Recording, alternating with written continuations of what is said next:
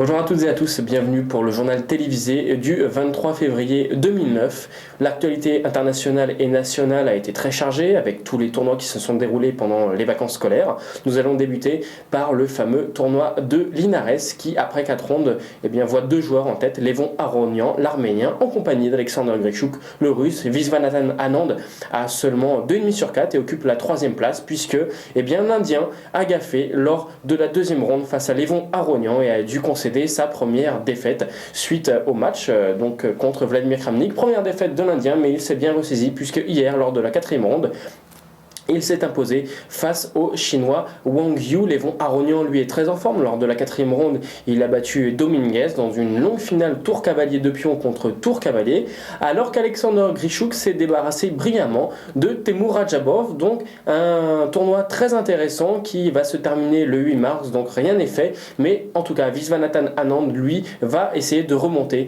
à la première place de ce tournoi. Topalov Khamsi également se déroule en ce moment.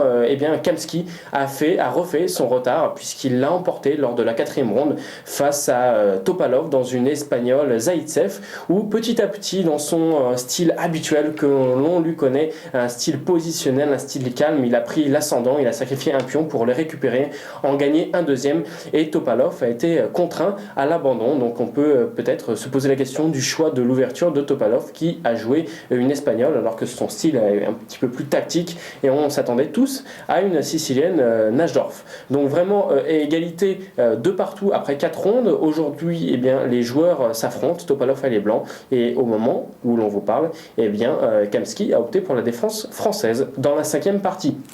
L'actualité nationale a été vraiment chargée avec beaucoup de résultats et notamment le résultat du Brest Master qui a vu la victoire avec 2 points d'avance du joueur Kozak avec bien sûr tout seul à la première place, et aux 2e et 3e places nous avons Lucien Miron et Pierre Bellet qui réalisent un excellent tournoi. Le tournoi de Nancy, le festival de Nancy s'est achevé hier dimanche, qui a vu la victoire dans le tournoi A de l'Indien Hari Krishna avec une perf à plus de 2750 elo et 7 points sur 9. Il est tout seul devant Meyer, l'Allemand, et à la 3e et 4e place nous avons un beau duo composé de Krasenkov et du Français Sébastien Feller qui est très bien revenu dans les dernières parties, et donc vraiment un bon tournoi. Ninov dans le tournoi B avec 7,5 sur 9 se qualifie pour l'année prochaine pour le tournoi A, et aux 2e et 3e place nous avons Cyril Marzolo et Gladyshev. Donc très bon tournoi de Cyril Marzolo qui a enchaîné au l'Open de Cannes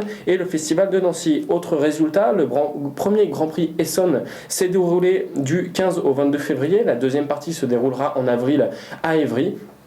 Et donc la première partie s'est déroulée à Orsay avec la victoire d'Alberto David qui l'a emporté lors de la 9e ronde devant le jeune Julien Song qui réalise sa première norme de maître international. Donc félicitations au jeune français, et il est ex-aequo avec Todorov avec 6 points sur 9. Dans les tournois à venir, il y aura le Grand Prix féminin, le premier Grand Prix féminin qui va se dérouler pour les femmes à Istanbul, qui se déroulera en parallèle donc avec le championnat d'Europe à Saint-Pétersbourg. Et lors de ce Grand Prix féminin, nous aurons la participation d'une Française, Marie Sebag, la numéro 1 française et numéro 7 mondiale, va participer à ce tournoi qui est extrêmement relevé. Si vous allez sur le site de la FIDE ou sur le site d'Européchec, vous verrez la liste des joueuses avec notamment 3 chinoises et vraiment un plateau relevé. Donc c'est un beau défi pour Marie Sebag. Dans l'actualité également, on peut noter le record qui vraiment a surpris tout le monde, le record de Kirill Georgiev qui a joué contre 360 joueurs, et il a joué pendant 14h14 minutes. Il a réussi cet exploit non-stop,